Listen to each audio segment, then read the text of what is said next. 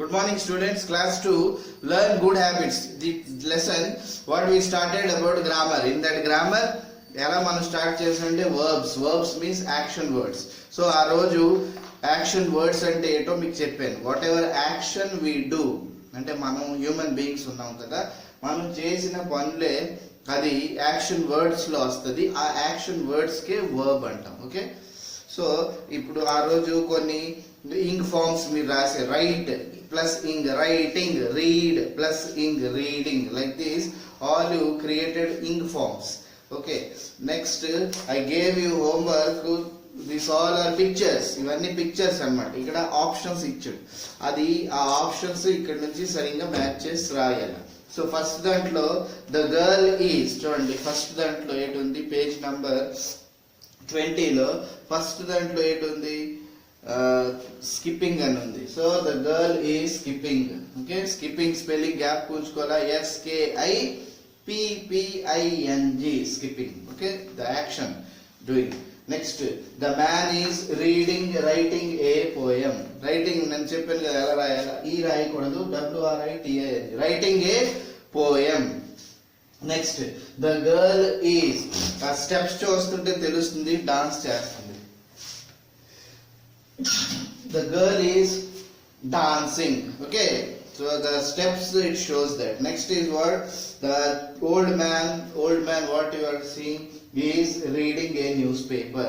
The old man is reading a newspaper. Next these two boys, one ball is there, అంటే ఏంటి, వాళ్ళు ఆడుకుంటున్నారు కదా. So what we write, the children are playing. Okay, next the child is, చక్ అంటుంది, తుమ్ము వస్తుంది, దానికి ఏంటంటాం, స్నీజింగ్ అంటాం, SNEEZING, స్నీజింగ్, తుమ్మడం. Okay, so the girl is sneezing. Next ఇద్దరు పిల్లలు ఉన్నారు, పరిగెడుతున్నారు. సో ఏంటి రాయాలా, చిల్డ్రన్ ఆర్ రన్నింగ్, RUNNING. ఆ రోజు రాయించండి స్పెల్లింగ్, రన్ వస్తే ఇంగ్ పెడితే N రాయాలి. నెక్స్ట్ చిన్న బాబు ఏమొచ్చి ఈ ఫోటోలో పాకురుతున్నాడు. సో పాకరడానికి ఇంగ్లీష్ లో ఏంటంటాం, క్రాల్ అంట. ఓకే, వర్డ్ గ్యాప్ ఉంచుకో, CRAWL, పాకరడం, చిన్నపిల్లలు. The child is crawling. Okay, ఇది ఏం చేయాలి అంటే మనం ఇక్కడ ఈ బ్లాంక్స్ ఇచ్చాడు కదా, ఈ బ్లాంక్స్ లో ఈ వర్క్స్ రాయాల. అర్థమైందా, ఎవరు ఏ పని చేస్తున్నారో ఆ వర్క్స్ రాయాలా. ఈ స్పెల్లింగ్స్ అన్ని బాగా గ్యాప్ ఉంచుకోవాలి. నెక్స్ట్ ఏంటి, ఈ రోమన్ ఏంటి చెప్పాను, అక్కడ ఏవైతే వర్బ్ యాక్షన్ వర్డ్స్ ఉన్నాయో దానికి కలరింగ్ చేయమన్నాను కదా, కలర్ చేయాలి. ఏదో ఒక colour, A colour, colour the boxes given having action words. So ఏదో ఒక కలర్ తీసుకొని అక్కడ యాక్షన్ వర్డ్స్ ఏవి ఉన్నాయో అవన్నీ కలర్ చేయాలి. ఏవైతే అన్ని కాదు, నౌన్స్ చేయకూడదు, నేమింగ్ వర్డ్స్, మనం పెట్టిన పేర్లు, దానికి కలర్ చేయకూడదు. మనం చేసిన యాక్టివిటీ, పనులు, అవే సర్కిల్ చేయాలి. సో అందులో ఫస్ట్ లో ఉంది వాష్ అని ఉంది. వాష్ అంటే ఏంటి, ఒక పని చేయడమే కదా, wash your face, wash your clothes. So దానివల్ల ఏంటంటే వాష్ కి కలరింగ్ చేయాలి. ఓకే, సర్కిల్ చేసి ఏదో ఒక కలర్. నెక్స్ట్ బాటల్, బాటల్ అనేది కనబడుతుంది, కనబడకపోయినవి పనులు, పని అవుతుంది, కనబడదు, అలాంటివన్నీ action words. Next bottle, ice cream, ఇవన్నీ కనబడతాయి. లైన్ ఒక జంతువే, కార్ ఒక ఆబ్జెక్ట్.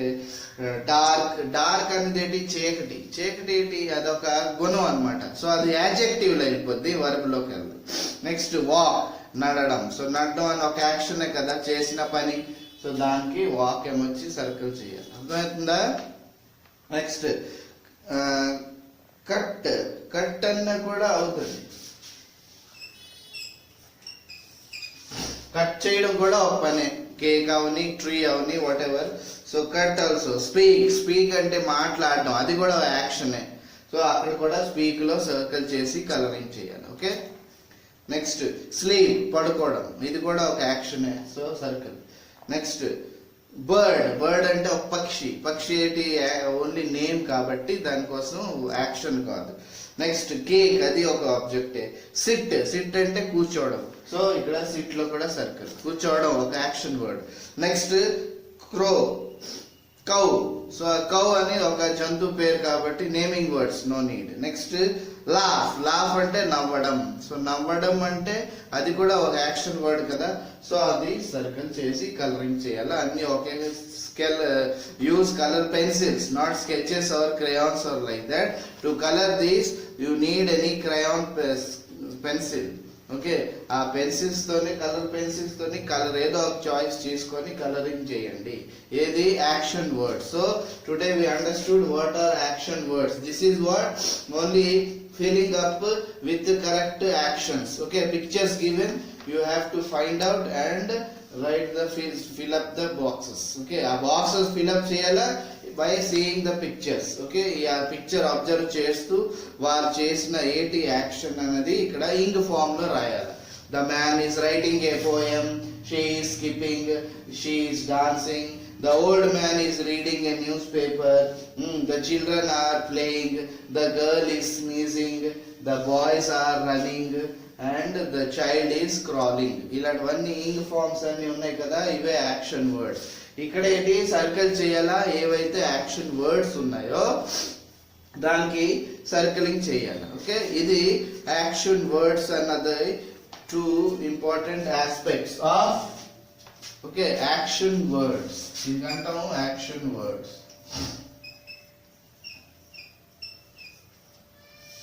మనం చేసిన యాక్షన్స్, యాక్టివిటీ, దానికే యాక్షన్ వర్డ్స్ అంటారు. ఇంగ్లీష్ లో దానికి వర్బ్ అని చెప్తారు. Okay, so I hope you all understood this page completely. Page number 20 మీకు బాగా అర్థమై ఉంటుంది. ఎగ్జామ్ లో ఏవైనా మీకు ఓన్గా ఇచ్చిన సర్కిల్ చేయడానికి కెపాసిటీ అది అర్థం చేసుకొని ఆ సెంటెన్స్ బాగా చదవండి. చదివి అక్కడ ఏంటి యాక్షన్ వర్డ్ ఉందో దానికి సర్కిల్ చేయాలి. ఓకే, అదే రైట్ ఇచ్చాడు అనుకో, ఇంగ్ ఫామ్ తో రాయాలంటే ప్లస్ ఐఎన్జి అని రాసి రైటింగ్, ఆ స్పెల్లింగ్, రన్నింగ్, స్కిప్పింగ్, ఇలాంటివన్నీ స్పెల్లింగ్స్ గ్యాప్ ఉంచుకోవాలా, అవి ఎగ్జామ్ లో రాయాలి. Okay, this is what action words. Next is what about sentences అన్నమాట.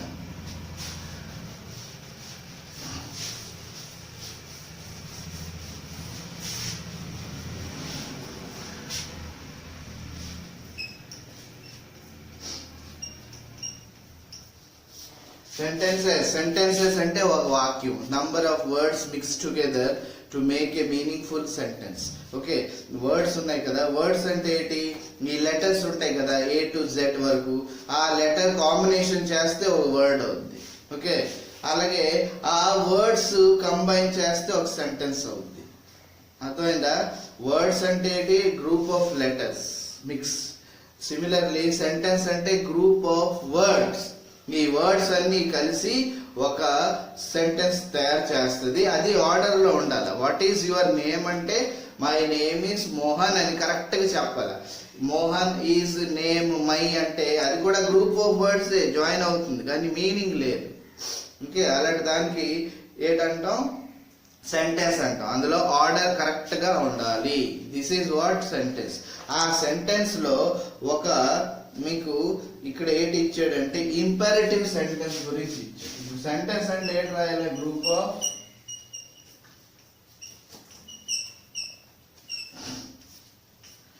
గ్రూప్ ఆఫ్ వర్డ్స్ అనగానే సెంటెన్స్. సో అందులో మీకు ఏంటి ఇచ్చాడు? ఇంపరేటివ్ సెంటెన్స్ అని ఇచ్చాడు. ఇంపరేటివ్ సెంటెన్స్ కి ఐడెంటిఫై చేయాలి అంటే ఏంటి? ఇందులో సబ్జెక్ట్ ఉండదు, నో సబ్జెక్ట్.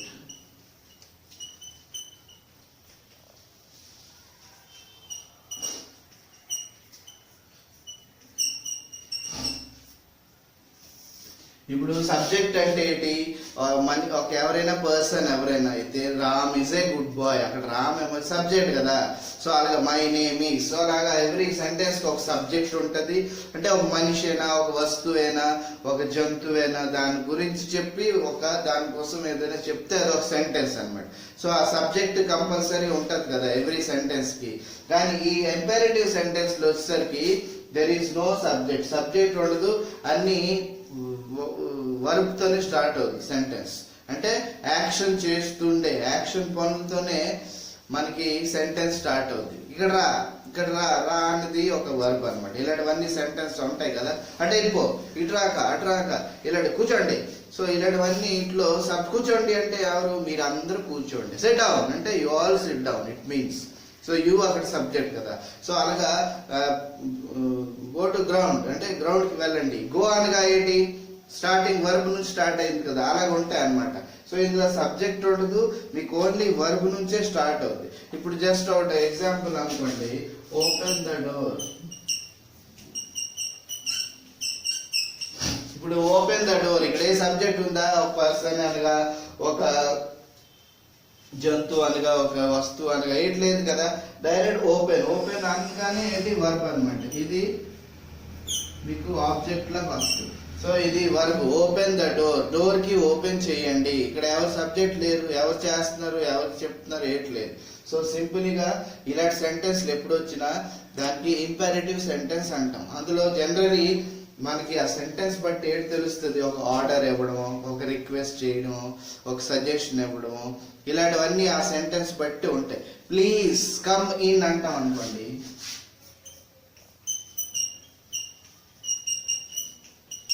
చూడండి ఇక్కడ ప్లీజ్ అనగా ఒక రిక్వెస్ట్ అనమాట. కమ్ ఇన్, కమ్ ఏంటి ఒక వర్బ్, చేసిన పని, లోపటికి రండి అని. సో ఇలాంటి సెంటెన్స్ లేట్ అవుతాయి ఇంపారేటివ్ సెంటెన్స్. సో ఇందులో రిక్వెస్ట్ చేస్తున్నారు కదా, సబ్జెక్ట్ లేదు.